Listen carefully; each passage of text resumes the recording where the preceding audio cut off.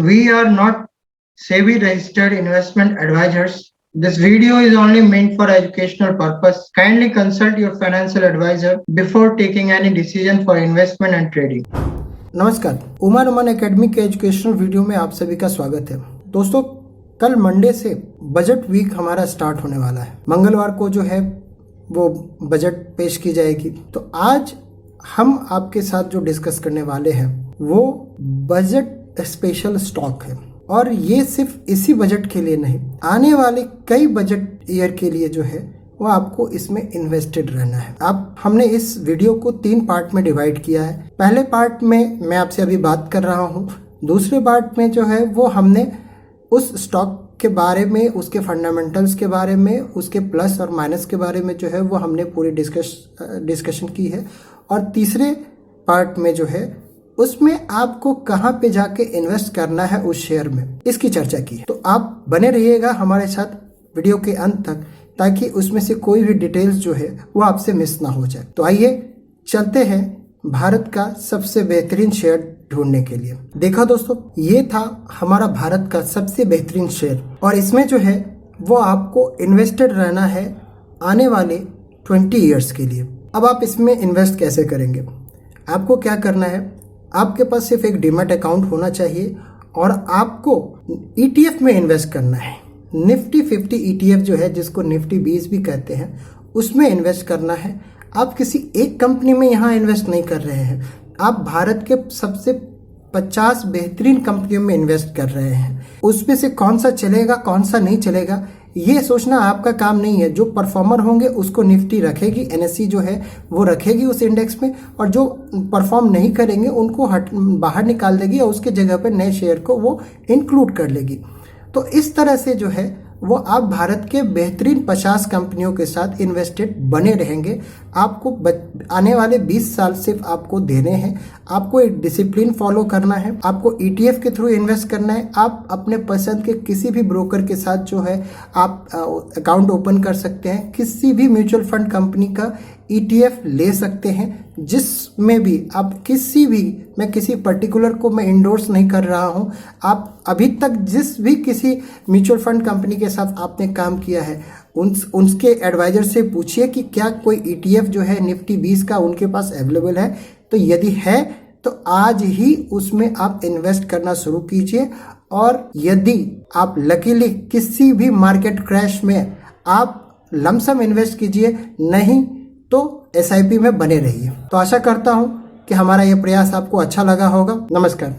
तो आइए दोस्तों, हम भारत का बेहतरीन शेयर को ढूंढते हैं, और उस बेहतरीन शेयर को ढूंढने के लिए हम NSE के वेबसाइट पे आ गए हैं। NSE नेशनल स्टॉक एक्सचेंज, उसका जो ऑफिशियल वेबसाइट है वहां पे हम आए हैं। वो उसमें से जो है वो हमने क्या किया है, हम उसके प्रोडक्ट सर्विसेज में जाएंगे, इंडाइसेस में जाएंगे, और वहां पे हमने एक इंडेक्स को चूज किया है, निफ्टी 50। तो यही शेयर है हमारा भारत का सबसे बेहतरीन शेयर, जहां पे आपको इन्वेस्ट करना है इस बजट के लिए भी और आने वाले 20 बजट के लिए। जी हाँ, आने वाले 20 साल के लिए आपको इसमें इन्वेस्ट करना है, और 20 साल का लॉजिक भी मैं आपको बताऊंगा, और आपको क्यों ये भारत का बेहतरीन शेयर है वो भी मैं आपको बताऊंगा, और किस इंस्ट्रूमेंट के थ्रू जो है वो आप भारत के इस बेहतरीन शेयर, जिसको निफ्टी 50 कहते हैं या निफ्टी 20 भी कहते हैं, उसमें आप किस तरह से इन्वेस्ट कर सकते हैं, मैं आपको वो भी बताऊंगा। तो आपको लग रहा होगा कि मैंने तो आपको स्टॉक का नाम बोले और ये तो एक इंडेक्स है। तो दोस्तों,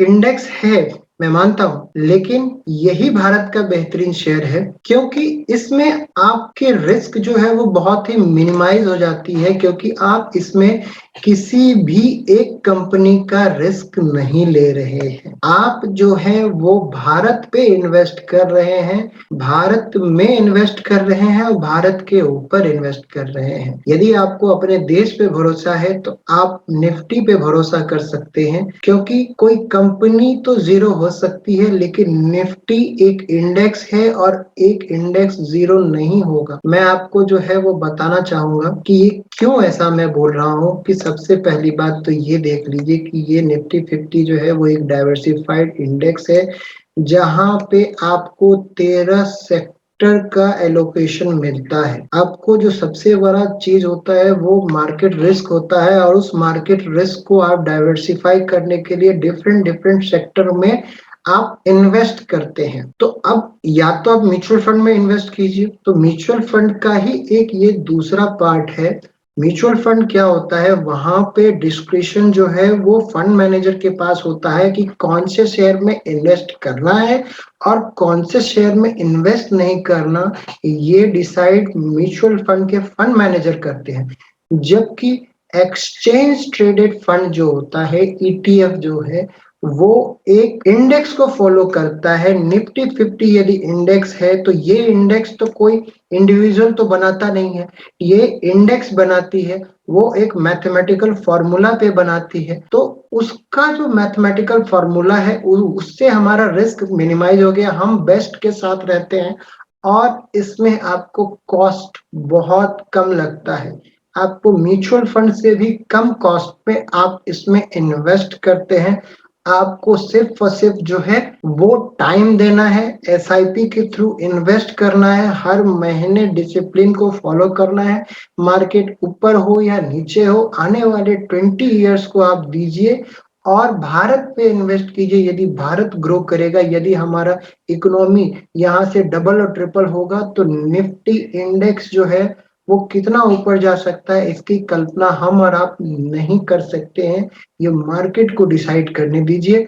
rather than predicting the level for nifty, just follow the discipline through SIP। और लकीली यदि आपको मार्केट में किसी क्रैश को, जैसे कोरोना का क्रैश जो है 2020 में आया था, तो उस समय आपको थोड़ा हिम्मत बढ़ा करके जो है वो आपको लमसम इन्वेस्ट करना है, ताकि आप अपने यूनिट्स को, आप अपने जो कॉर्पस है उसको बड़ा कर सके आने वाले फ्यूचर के लिए। मैं आपको बता रहा हूँ कि इसमें आपका कॉस्ट बहुत ही कम लगता है। नॉर्मली आप जनरली जो है वो इसको किसी को एडवाइस करते हुए नहीं सुनेंगे, क्योंकि ये तो एक ईटीएफ है, इसमें कौन कैसे कर सकता है। तो मैं जो है वो इसकी सारी बारीकियों को मैं आपको साथ आज शेयर करने वाला हूँ कि क्यों ईटीएफ जो है वो आपको इन्वेस्ट करना चाहिए। सबसे पहले तो मैं इसको क्लियर कर देता हूँ। तो ये देखिए, ये क्या है, ये निफ्टी 50 है। निफ्टी 50 50 कंपनियों से बनी हुई एक इंडेक्स है, जहां पे हमने देखा कि 13 सेक्टर का वेट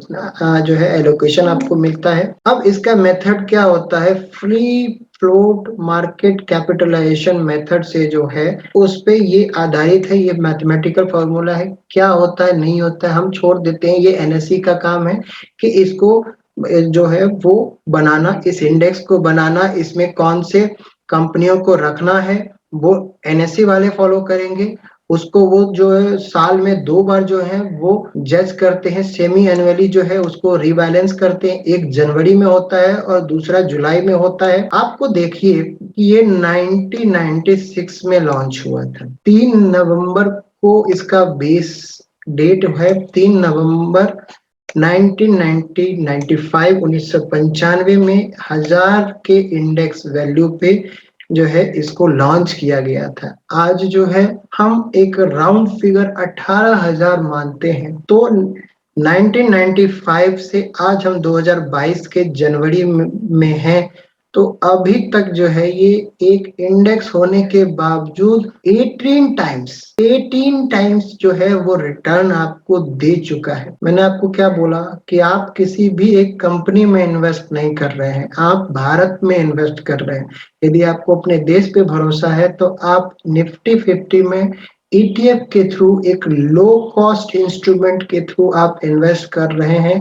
आपको एसआईपी हर महीने इन्वेस्ट करना है और इसी डिसिप्लिन को फॉलो करना है। लकीली आपको मार्केट क्रैश में थोड़ा हिम्मत के साथ आपको लमसम इन्वेस्ट करना पड़ेगा और अपने क्वांटिटी को आप बढ़ाना पड़ेगा, पोजीशन साइजिंग को बढ़ाना, ताकि आप उस अपॉर्चुनिटी को एनकैश कर सके। आपको एक टाइम देना है 20 इयर्स। आप ये देखिए कि इसने 25 सालों में कैसा रिटर्न दिया है, 30 सालों में कैसा रिटर्न दिया है। 18 टाइम्स फॉर इंडेक्स बेहतरीन रिटर्न है। और इसके बारीकियों को आज हम आपको समझाने की कोशिश करेंगे कि देखिए कि वेटेज क्या होता है। ये हमारा काम नहीं है, ये 6 मंथ के इंटरवल पे जो है एनएससी वाले जो है वो आपको आपके लिए काम करते हैं। आपको कुछ नहीं करना है, आपको डिसिप्लिन फॉलो करना है। इसमें फंड मैनेजर का डिस्कशन भी नहीं चलता है कि किस शेयर में आपको इन्वेस्ट करना है, किस शेयर में इन्वेस्ट नहीं करना है, किस में कितना करना है। ये तो मैथमेटिक्स है। ये देखिए, फ्री फ्लोट के हिसाब से हमने देखा ही है, जो मार्केट में परफॉर्मर होगा उसका वेटेज ज्यादा होगा, जो मार्केट में परफॉर्मर नहीं होगा उसका वेटेज कम होगा। इसके बावजूद इसमें 13 सेक्टर का वेटेज है, लेकिन जो परफॉर्मर हो इंडेक्स होता है वहां पे ज्यादा इन्वेस्ट होता है। जो कम परफॉर्मर होता है या उस सेक्टर से यदि एक ही दो कंपनियां होती है तो वहां पे कम वेटेज जाता है आपको। इस तरह से जो है वो आपका रिस्क मिनिमाइज हो जाता है। तो अभी जनवरी में रीबैलेंस होने के बाद जो है देखिए कि फाइनेंशियल सर्विसेज में 35%, 35.6% का निफ्टी का वेटेज है। आईटी इंडेक्स का 19% का है। ऑयल एंड गैस का 12.31 का है। कंज्यूमर गुड्स का 10.77 का है। ऑटोमोबाइल का 4.95 का है। फार्मा का 3.42 है। मेटल का जो है वो 3.34 है। कंस्ट्रक्शन 3% का है। सीमेंट 2.43 का है। टेलीकॉम 2.13 का है। पावर 1.7 का है। सर्विसेज 0.71 का है। फर्टिलाइजर्स का जो है वो 0.54 का है। तो परफॉर्म जो कर रही हैं, जिस सेक्टर से ज्यादा कंपनियां हैं वहां वेटेज ज्यादा होगा। आपको कुछ नहीं करना है, ये सारा चीज तो है। फंड मैनेजर इसी प्रोपोर्शनेट में आपका पैसा लगाता है, इसलिए फंड मैनेजर का भी डिस्कशन कुछ भी नहीं है कि वो ऐसा नहीं कर सकता कि एनएससी का वेटेज यहाँ पे फाइनेंशियल सर्विसेज में ज्यादा है और वो आपके पैसे को टेलीकॉम और पावर में लगा रहा है या सर्विसेज में लगा रहा है या फर्टिलाइजर्स में लगा रहा है। नहीं, यदि 100 रुपया इन्वेस्ट किया है तो उसका 35 रुपया फाइनेंशियल सर्विसेज में ही उसको देना पड़ेगा, वो भी उसी प्रोपोर्शनेट में जैसा एनएससी वालों ने दे रखा है। आईटी में 19 रुपया जाएगा 100 रुपया में से। ऑयल एंड गैस में 12 रुपया जाएगा। 10 रुपया कंज्यूमर गुड में जाएगा। तो इसी प्रोपोर्शनेट में आपको देना पड़ेगा। अभी जैसे देखते हैं, ये हमारा टॉप 10 वेटेज है। मैं इंडिविजुअल सेक्टर पे भी जाऊंगा, लेकिन ये देखिए ये टॉप 10 है। रिलायंस इंडस्ट्री में 10% का है। इन्फोसिस में 9.23 का है। एचडीएफसी बैंक में 8.54 का है। आईसीआईसीआई बैंक में जो है वो 6.78 का है। एचडीएफसी में 6.17 का है। TCS 5.10, Kotak bank 3.48, LT Larsen and Toubro 3.02, HUL 2.78 और आईटीसी 2.5। तो ये हमारा टॉप 10 है। ये देखिए ये टॉप 10 है। तो इसी प्रोपोर्शनेट में जो है वो फंड मैनेजर को देना होता है, वहां पे उनकी डिस्कशन जीरो हो जाती है। पर ये सारी जो है वो ब्लू चिप कंपनियां होती है, तो मार्केट की वॉलेटिलिटी इन पे बहुत कम होती है। यदि ये मार्केट के साथ करेक्ट भी होती है तो ये बहुत जल्दी रीगेन कर देती है, क्योंकि इनके पास रिसोर्सेज है, इनके पास डिस्ट्रीब्यूशन चैनल है। ये मार्केट के कई अप एंड डाउन को देख चुकी होती हैं, तो ये सरवाइव ज्यादा कर सकती है रिसेशन पीरियड में। और जो सरवाइव नहीं कर पाएंगी, एनएससी वाले जो है वो हर 6 महीने पे रिव्यू इसीलिए करते हैं कि नॉन परफॉर्मर को निकालेंगे और परफॉर्मर को उसमें इंक्लूड करेंगे। तो हमको इसमें भी जो है वो कंपनी का रिस्क जो है वो हम इसमें कुछ भी नहीं लेते हैं। अब आइए हम देखते हैं कि इसमें इंडिविजुअल वेटेज किसका कितना है। उसके लिए जो है ये 50 कंपनियां हैं ये एक्सेल शीट में। इसको मैंने वहीं से डाउनलोड किया है। आप जो है ये यहाँ पे जाएंगे इस जगह पे, ये निफ्टी 50 के स्टॉक्स को ये हमने यहाँ पे डाउनलोड किया है और वो इसको यहाँ पे एक्सपेंड किया है। अब हम क्या करते हैं, हम यहाँ पे फिल्टर लगाते हैं और इंडस्ट्री वाइज जो है जिसमें जिसका जितना वेटेज है हम उसको देखना चाहते हैं कि कौन कौन सी कंपनियां। तो सबसे पहला वेटेज जो हमने 35% का देखा था वो फाइनेंशियल सर्विसेज में, तो अभी हमने उसको शॉर्ट किया। तो हमने क्या देखा यहाँ पे, एक्सिस बैंक, ये सारे अल्फाबेटिकल ऑर्डर में, आप यहाँ वेटेज मत समझिएगा, ये सिर्फ लिस्ट है। तो axis bank, Bajaj finance, Bajaj Finserv, HDFC bank, HDFC life है, एचडीएफसी लिमिटेड है, आईसीआईसीआई बैंक है, इंडसइंड बैंक है, कोटक बैंक है, एसबीआई लाइफ है, SBI, state bank of India. तो ये जो 11 कंपनियां हैं अभी, ये आपको फाइनेंशियल सर्विसेज के वेटेज में आती हैं, जिसका वेटेज 35% है। आप इनमें से, मुझे नहीं लगता कि ऐसा एक भी कोई कंपनी होगा जिसके बारे में आप बोलेंगे कि मैंने इसका नाम नहीं सुना है, या इसके ब्रांच को आपने नहीं विजिट किया होगा, या डे टू डे लाइफ में कभी भी इसके सर्विसेज को जो है वो आपने एक्सपीरियंस नहीं किया होगा। ये मार्केट लीडर है अपने अपने सेक्टर के। तो आप क्वालिटी के साथ रह रहे हैं, यदि इस कंपनियों की क्वालिटी डिटोरिएट होगी तो एनएससी वाले वैसे भी 6-6 महीने पे रीबैलेंस इसीलिए करते हैं और परफॉर्मर को इंक्लूड करते हैं। तो हमको क्या देखना है, हम देखते हैं कि ब्रांड रिकॉल, हम देखेंगे कि हमारा सारा, आप किसी भी जगह पे यदि नो कॉस्ट ईएमआई आजकल बहुत जगह आप मॉल्स में देखते होंगे, बजाज फिनसर्व जो है उसमें लीडर है, एचडीएफसी बैंक प्राइवेट बैंक में लीडर है, एसबीआई लाइफ, एचडीएफसी लाइफ, ये सारे जो है लाइफ इंश्योरेंस में जो मार्केट लीडर है। तो इन सब की सारी कंपनियों के सर्विसेज को आपने खुद अपने निजी जीवन में कभी ना कभी एक्सपीरियंस कर रखा है, तो ये इनकी ब्रांड रिकॉल का पावर है। तो ये तो हमने देख लिया कि ये फाइनेंशियल सर्विसेज का है। अब हम देखते हैं कि सेकेंड वेटेज जो है वो आईटी का है। कोरोना के समय जो है वो सिर्फ और सिर्फ आईटी की वजह से ही हमारा इंडस्ट्री ने ग्रो किया है, हमारी कंट्री सरवाइव की है, क्योंकि आज देख रहे हैं कि आजकल हमारा इस पे डिपेंडेंसी जो है वो बढ़ गया है और आने वाले समय में बढ़ने वाला है, क्योंकि work from home is a new fashion, वो अभी कंटिन्यू रहने वाला है। एसेंशियल सर्विसेज को छोड़ करके मोस्टली सारे प्राइवेट इंडस्ट्री मोर और लेस वर्क फ्रॉम होम की तरफ जा रहे हैं, तो आईटी पे डिपेंडेंसी हमारी बढ़ने वाली है। आप इतने ऐप को यूज करते हैं, वो सारे जो है वो कहीं ना कहीं आईटी से ही रिलेटेड है। उसके constituent HCL Tech, Infosys, TCS, Tech Mahindra, Wipro, ये 5 कंपनियां हैं जो ब्लू चिप है। इन सभी का नाम जो है वो आपने सुन रखा है और इनका वेटेज जो है वो 19% का है, सेकेंड वेटेज है। अब हम देखते हैं कि ऑयल एंड गैस, ये थर्ड हमारा जो है वो वेटेज ऑयल एंड गैस का था। ऑयल एंड गैस में जो है वो हमारा जो लिस्ट है वो बीपीसीएल का है, इंडियन ऑयल का है, ओएनजीसी का है और रिलायंस इंडस्ट्रीज का है।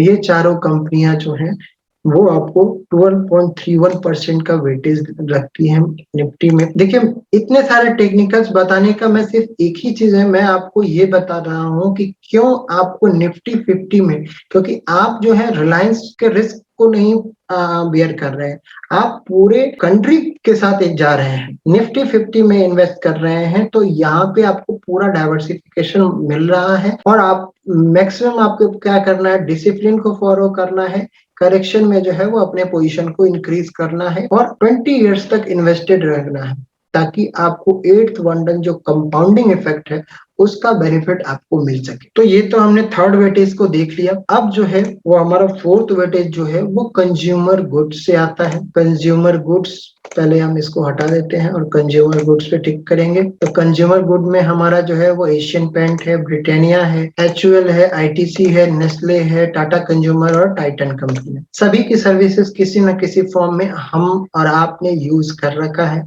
सबका जो है वो एक ब्रांड रिकॉल है। और इसके साथ आज आप यदि इंडिविजुअली भी इन्वेस्ट करना चाहेंगे तो फिर निफ्टी में क्यों नहीं। तो ये तो हमारा चौथा हो गया। पांचवा जो है वो हमारा ऑटोमोबाइल का आता है। ऑटोमोबाइल में आपको आएंगे Bajaj auto, Eicher motor, hero MotoCorp, Mahindra and Mahindra, Maruti Suzuki, Tata Motors. Mostly जितने भी मेजर प्लेयर हैं वो आपको इसमें आ रहे हैं। तो ये तो हमारा ऑटोमोबाइल हो गया, जिसका वेटेज जो है वो 4.9% है।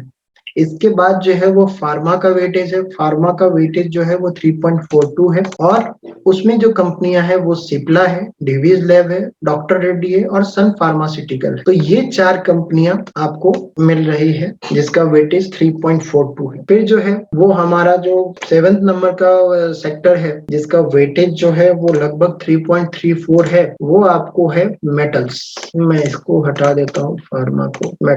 मेटल्स में जो है वो आपको कोल इंडिया, हिंडाल्को, जेएसडब्ल्यू स्टील और टाटा स्टील, ये 4 कंपनियां हैं जिसका वेटेज जो है वो आपको 3.34 है। थोड़ा सा आपको ये टेक्निकल लग रहा होगा, लेकिन ये बारीकियां जो है नॉर्मली सब लोग क्या बोलते हैं कि जाइए ईटीएफ में इन्वेस्ट कर लीजिए, लेकिन वो ईटीएफ में क्या है, किस तरह से वो वर्क करता है, किसका क्या रिस्क है, या उसका किस किस इंडस्ट्री में कितना वेटेज है, नॉर्मली ये भी जानना आपके लिए बहुत जरूरी होता है। इन बारीकियों को आपको समझना चाहिए कि आपका हार्ड एंड मनी कहाँ इन्वेस्ट हो रहा है। तो आपको ये थोड़ा सा बोरियत लग सकता होगा कि मैं आपको ये क्यों बताने की कोशिश कर रहा हूँ, लेकिन बताने का सिर्फ और सिर्फ एक ही पर्पस है कि आप ये देखिए कि आप सिर्फ और सिर्फ इसको यदि यूज में लाते हैं, आप इसको इसमें इन्वेस्ट करते हैं तो आपको पूरा मार्केट का जो है वो एक्सपोजर मिल रहा है अक्रॉस 30 सेक्टर। तो ये तो हमारा मेटल सेक्टर है जिसका वेटेज 3.31। इसके बाद जो है वो कंस्ट्रक्शन में है। कंस्ट्रक्शन का वेटेज जो है वो 3% का है, लेकिन कंपनी जो है वो एक ही है और वो है L&T। सीमेंट को मैंने कर दिया L&T है, उसका वेटेज जो है वो एक ही 3% का है। उसके बाद जो आपको आता है वो सीमेंट का आता है। सीमेंट में 3 कंपनियां हैं जिसका वेटेज जो है वो 2.43 है। ग्रासिम, श्री सीमेंट और अल्ट्राटेक, ये तीनों कंपनियां हैं इसमें और 2.43 इसका वेटेज है। इसके बाद जो आपको आएगा 10वें नंबर पे वो टेलीकॉम है, उसमें भी एक ही कंपनी है और उसका नाम है भारती एयरटेल, 2.13 का वेटेज है। उसके बाद जो है 11वें नंबर पे आपको पावर आता है। पावर में 2 कंपनियां हैं, एनटीपीसी और पावर ग्रिड, जिसका वेटेज 1.7 है। और ये देखिए इसका वेटेज कम है क्योंकि कंपनियां भी एक ही है, बाकी इस सेक्टर से कंपनियां इतना परफॉर्म नहीं कर रही हैं, इसी कारण से उतनी कंपनी नहीं है, इनका वेटेज कम है। जो सेक्टर जितना परफॉर्म करेगा उसका वेटेज उतना ज्यादा होगा और वो उतना ही निफ्टी में पार्टिसिपेट करेगा। तो ये रिबैलेंस सेक्टर का वेटेज जो है वो समय समय पे घटते बढ़ता रहता है। इसके बाद जो है वो सर्विसेज है। सर्विसेज में भी मोस्टली एक तो 0.71% से भी कम का है और सिर्फ एक ही कंपनी है, वो है अदानी पोर्ट। और हमारा 13वां सेक्टर जो है वो भी लेस देन 1% है और एक ही कंपनियां हैं और उसका जो नाम है वो है UPL 0.5, एक ही कंपनी है। इस सेक्टर से बाकी कोई इतनी बड़ी कंपनी नहीं हुई है जिसको निफ्टी 50 में जगह दी जा सके उस मार्केट कैपिटलाइजेशन के फॉर्मूले पे। तो इसी वजह से इसका वेटेज जो है वो कम है। तो ये था हमारा भारत का सबसे बेहतरीन शेयर जिसको हमने आपको निफ्टी 50, उसके सारे फंडामेंटल्स मैंने बताए कि उसमें वो निफ्टी 50 किस किस कंपनियों से बना है, उसका वेटेज क्या है, वो कौन कौन से सेक्टर में कौन कौन सी कंपनियां हैं और उसमें किस तरह से आपका कितना वेटेज के साथ आपका पैसा इन्वेस्ट होगा, ये सारी चीज प्री डिफाइंड है। तो यहाँ पे जो है ये मैथमेटिकल फार्मूला है, यहाँ पे किसी भी पर्सनल डिस्क्रिप्शन से ये इन्वेस्ट नहीं होगा। तो यहाँ पे रिस्क जो है वो आपका काफी मिनिमाइज हो जाता है, डाइवर्सिफाइड हो जाता है और इसीलिए मैंने आपको इस बजट का और आने वाले 20 बजट के लिए भारत का बेहतरीन शेयर मैंने आपको बताया। तो आशा करता हूँ कि यह आपको हमारा प्रयास अच्छा लगा होगा। यदि अच्छा लगा तो हमारे चैनल को लाइक और सब्सक्राइब करें और अपने कमेंट जरूर दें।